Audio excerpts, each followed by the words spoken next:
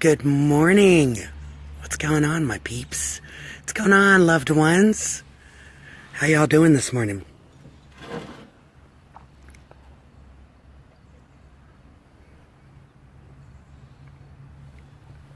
I'm happy. Man, synchronicities everywhere. Synchronicities everywhere. Just read a post by a dear friend who I admire so greatly.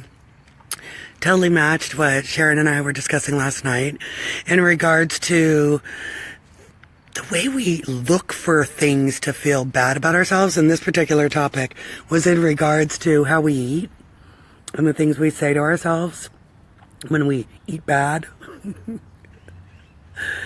That inadequate motivation that we use to inspire others. My friend's post was talking about people saying, if you had started when, if you had joined this then, if you had done that. And it's just, oh, what a powerful topic. Inadequate motivation, right?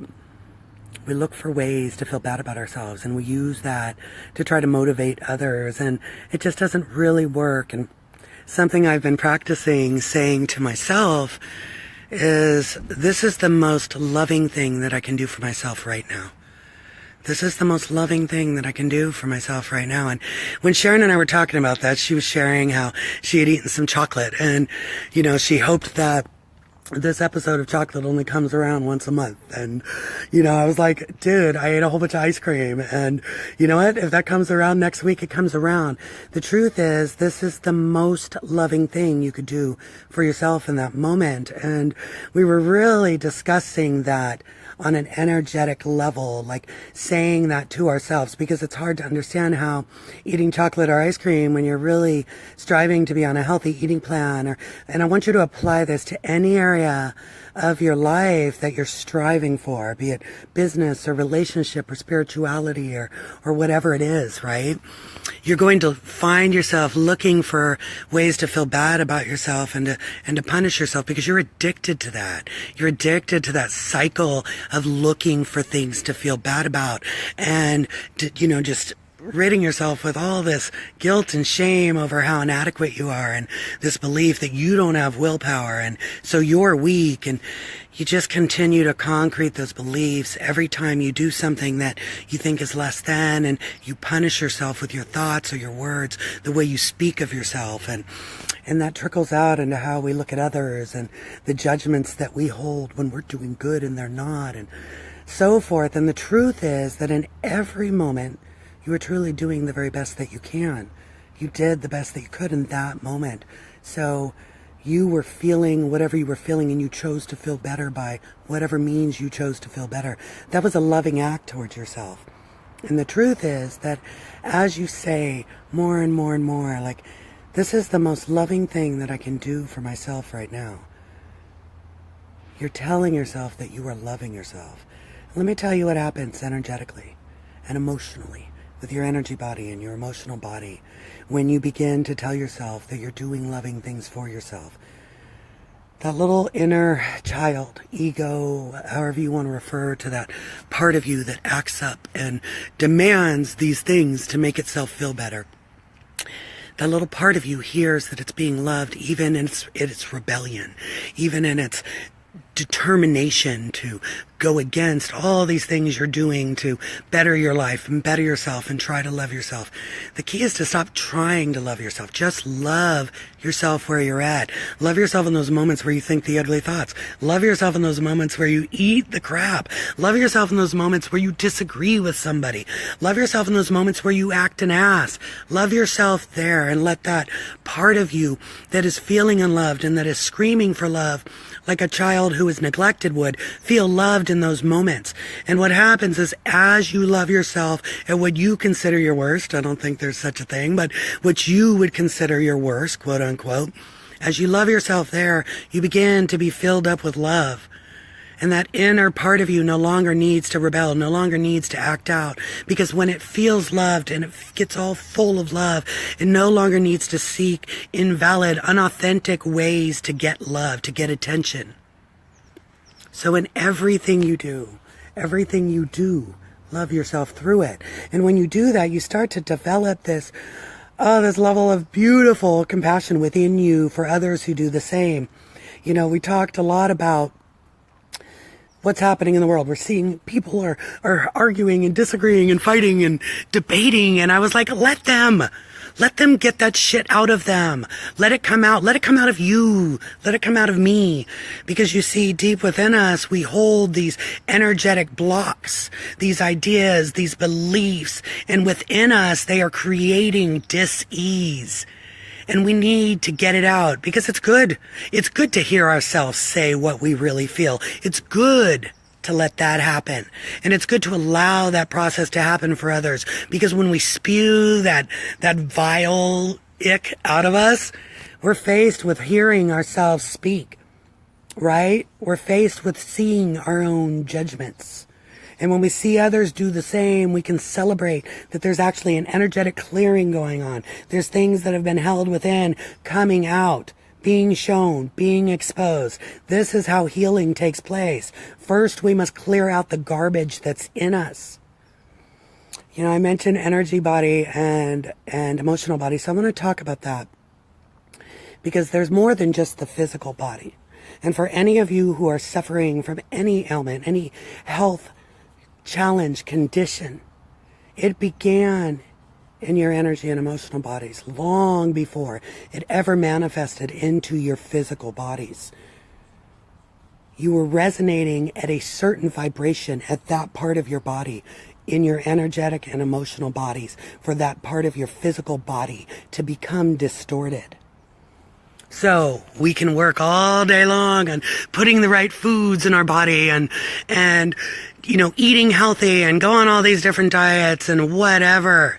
If we don't address the emotional and energetic blocks that are happening, they're still resonating at a distorted vibration that will continue to support that dis-ease, that condition within our body.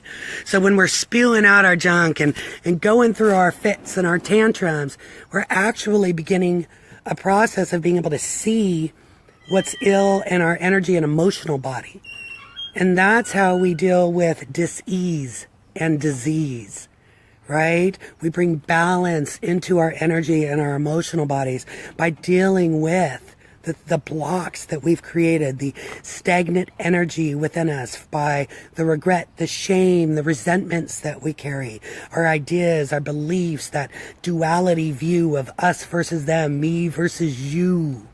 And we can begin to practice this in so many different ways. We can do this. That was for you, Margaret.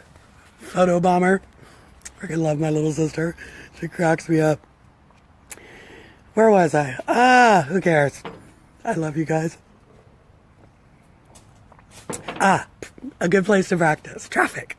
I use traffic all the time, and I heard this channeling this morning that my soul sister Margaret sent me, and I was giggling because I'm like, oh my gosh, like I've been doing that for the longest time. Somebody cuts me off in traffic, honks their horn at me. I'm at this place where I genuinely, 99% of the time, just ease up and give them room to do what they need to do and recognize that this person is going through their thing and I'm going through mine, and mine is like this happy, vibrant space. So I can, with love and compassion, like allow them that room so that they can go on and not personalize their horn honk, and they don't know me. But it wasn't like that in the beginning, man. That was like a big challenge for me to work this out in traffic, right? Like, cause we get behind these wheels and we're powerful in our cars, and it's a good place to like cuss people out. I had some pretty funny things I used to say, and I don't throw up the finger very often, ever. I've had a couple of instances where that's happened, and I've just had to laugh at myself, but I throw up the peace symbol. If somebody flips me off, I throw up the peace symbol. If somebody's tailgating me, I'll throw up the peace symbol.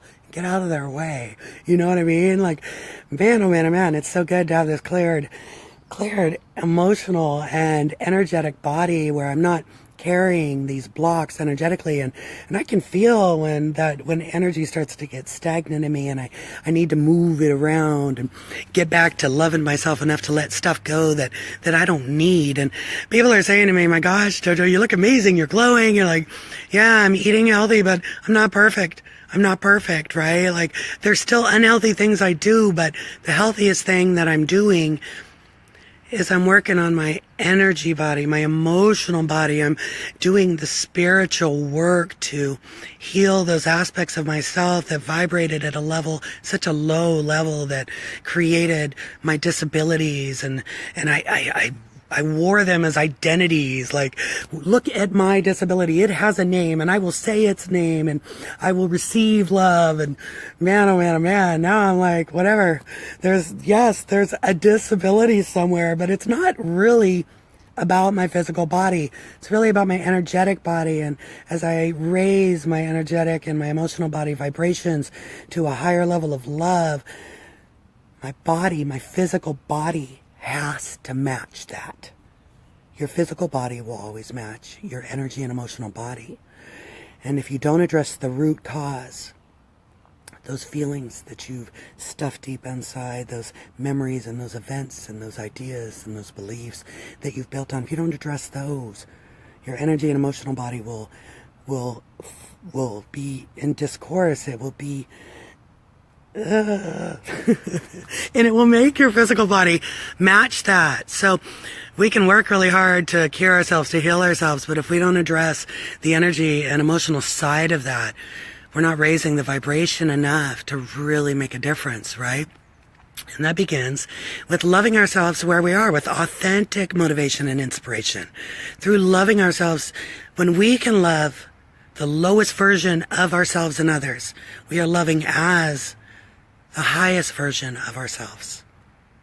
Really think about that. When we can love the lowest version of ourselves and others, we are loving as the highest version of ourselves. When we can offer kindness and compassion in the face of every experience, we are truly practicing true strength. True strength. It takes strength, the greatest, most beautiful kind of strength, to be a kind, compassionate human being, no matter who anybody else is. It is only weakness and fear that creates reactions of fighting, right? Like, they did this. They made me mad. They're not proving I'm loved. They treated me bad. They're judging me. Man, oh man, do you feel that? Do you feel how that feels? But what if in the face of our experiences or lack of the experiences that we're seeking, we just loved ourselves and them there? I'm doing the best I can in this moment. They're doing the best they can in this moment. You are doing the best you can in this moment. And all of us are exactly where we're supposed to be in this moment. Learning exactly what we need to learn in this moment. That feels good, right? You feel that? Like, doesn't that frickin' feel good? Don't promote regret or resentment for yourself or for others. There's nothing in your life to regret or resent, nothing. Because it all led you to where you are. And if where you are is where you don't want to be, start with some accountability, some responsibility, right? I'm resonating at a frequency that invites to me exactly what I need at every moment of my journey. And if I'm getting what I think I don't want, I can remember that I'm getting exactly what I need. Victoria, what's up, baby? Teresa, Kimberly, Drea, Stephanie, Kurt, Joseph, Caroline, April, I love y'all so much. Rena, Donald, what's up, baby? Oh my gosh, Raina, I love y'all. I love y'all so much. Happy Monday. Today is going to be an amazing day. Love yourself through every stage of it. And if loving others is a challenge right now, just start by loving you. Loving you in all your expressions, all your reactions, all your thoughts, no matter what you eat, no matter what you say, no matter what you do. You are doing the very best you can in this moment. Love yourself there. And as you allow yourself that grace, as you give yourself that loving forgiveness and compassion, you can't help but give it to others. Just the way it works. Just the way it works. That's living inside out. I love you guys. Have an amazing day.